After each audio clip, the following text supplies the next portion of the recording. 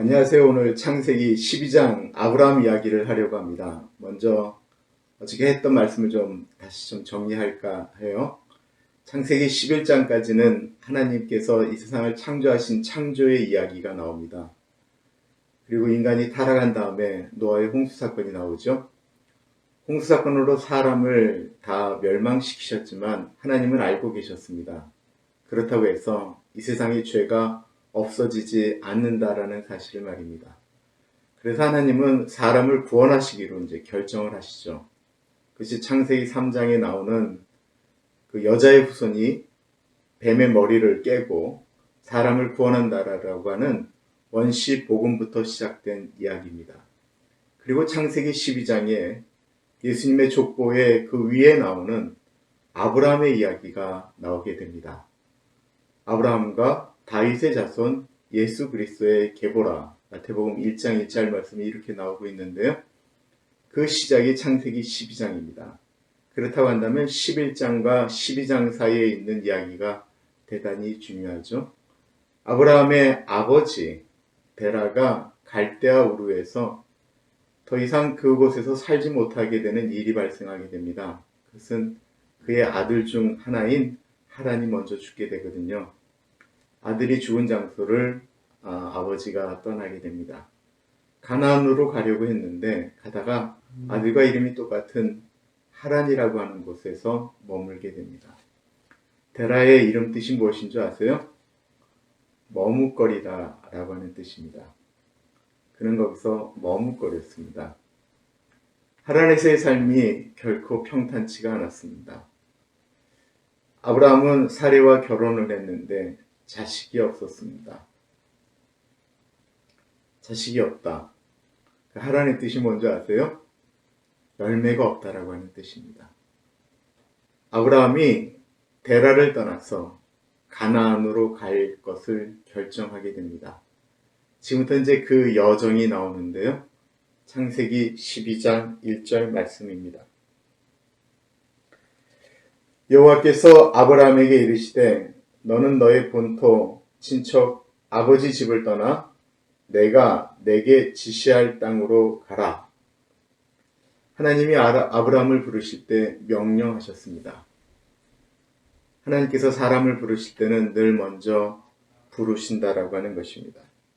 그 명령이 네가 머물렀던 본토, 네가 관계를 맺었던 많은 친척들, 아버지를 떠나서 하나님께서 지시할 땅으로 가라고 명령하십니다.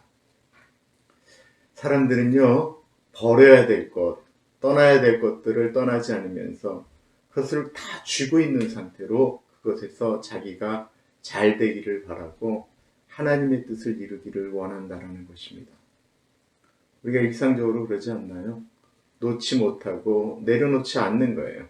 그리고 그것을 똑같이 다 유지하는 상태로 우리는 하나님의 뜻을 이루기를 원하고 우리가 원하는 행복을 추구하기를 원한다는 것입니다. 그거를 이렇게 치워야 되는데 치우지 않은 상태로 하나님 나는 여기서 하나님의 일을 충분히 다 할 수 있습니다. 라고 이야기할 때가 굉장히 많습니다. 일반적으로 모든 사람들이 대부분 그렇게 하고 살고 있지요. 여기서 떠난다라고 하는 그 의미는 단순하게 장소적인 개념을 이야기하는 것이 아니었습니다. 데라가 머물렀던 그 하란은 여호수아 24장 2절에 여호수아가 얘기했던 것처럼 다른 신들을 섬기는 장소였거든요. 하나님을 섬기지 않고 우상 숭배하는 그곳에서 하나님은 아브라함에게 너는 그곳을 떠나라 라고 말씀하셨습니다. 우리의 환경 가운데 하나님이 원치 않는 일들이 있으면 떠나야 됩니다. 하루 종일 자녀들 앞에서 테레비 본인은 보면서 아이들 보고 테레비 보지 말고 공부하라고 이야기하면 그게 될까요? 되지 않습니다. 제가 좀 극단적인 이야기 같지만 저한테는 그것이 굉장히 중요한 사건이었습니다. 제가 89년도에 한참 이제 은혜를 받기 시작하고 90년도에 그 경배와 찬양이라고 하는 것이 온누리 교회에서 목요일마다 있었습니다. 내가 우리 중등부 교사였는데 아이들을 데리고 그 예배에 참 자주 참석을 했었어요. 근데 거기서 물론 리더가 좀 문제가 있긴 했습니다. 팝송은 모두 사단의 음악입니다. 라고 이야기를 했어요. 제가 그 얘기를 듣고 굉장히 고민을 했어요. 왜냐면 제가 고등학교 때부터 모아놓은 그 레코드 판들이 있었거든요. 그중에 굉장히 희귀한 것들도 많았고 하나를 구하기 위해서 청계천 뒷골목을 하루 종일 뒤진 적도 있어서 구한 판들도 있었습니다. 근데 그거를 제가 계속 갖고 있는 한 제가 듣지는 않게 됐거든요. 어느 순간부터. 그렇지만 이거를 계속 갖고 있는 한 내가 옛날 다시 이 길로 돌아갈 수도 있을 것 같다라는 생각이 들었어요. 그날 그 레코드 판을 집에 와서 다 부셨습니다. 그 상태로 물론 버려도 되지요. 그런데 안 좋다라고 하는 그 음악을 누가 주워가서 그 사람이 또 듣게 되면 어떻게 되나 싶어갖고 제가 그것을 깨게 되었습니다. 하나님께서 본토 아비 집을 떠나라라고 할 때 내가 지시할 땅으로 가라라고 말씀하신 것은 하나님이 책임지시겠다라고 하는 것입니다. 그러므로 내가 너의 인생을 책임질 테니까 너는 나를 믿고 따라오라라고 하는 말씀이었습니다.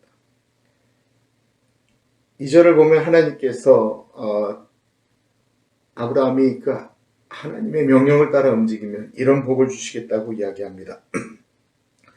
내가 너로 큰 민족을 이루고 내게 복을 주어 내 이름을 창대하게 하리니 너는 복의 근원이 될지라 라고 말씀하고 있습니다.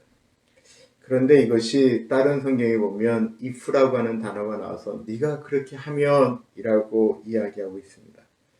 네가 나의 명령을 따라서 그렇게 움직이면 내가 너한테 정말 놀라운 민족이 되게 하는 은혜를 주시겠다라고 하는 것이었습니다. 이런데 이게 현실적이지가 않았어요.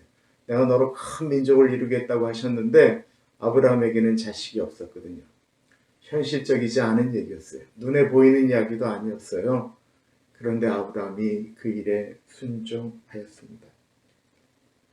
사람들은 늘 자기가 위대한 삶을 살기를 소원하지요. 그러나 자신의 처지, 자신의 현실을 생각하며 딱 거기만큼만 움직이려고 합니다. 그러나 하나님의 사람들은 그 뒤를 생각하는 것입니다. 창문 너머를 생각하는 거죠. 그때 위대한 일들이 발생하게 됩니다. 구두를 수선하던 사람이 있었어요. 그 사람의 이름은 윌리엄 캐리예요. 구두 수선공이었습니다. 근데 윌리엄 캐리가 어느 날 이렇게 말씀을 듣는데 너무 감동이 되는 거예요. 내가 이렇게 살아서는 안 되겠다. 그러나 구두를 수선하던 사람이 꿈을 꾸면 얼마나 꾸겠습니까? 근데 그 윌리엄 캐리가 나중에 어떻게 됐는지 아세요? 근대 선교의 아버지라고 이름 불리는 분이 되었습니다. 윌리엄 캐리가 이런 멋진 얘기를 했습니다. 하나님을 위하여 위대한 꿈을 꾸고 하나님이 행하실 위대한 일들을 기대하라. 하나님을 위하여 멋진 것들을 계획하고 하나님이 행하실 멋진 일들을 기대하라. 구두를 수선하던 윌리엄 캐리의 꿈이었습니다. 저도 소박한 꿈을 좋아합니다. 하나님 나는 이대로가 좋습니다 라고 고백할 때가 참 많이 있습니다.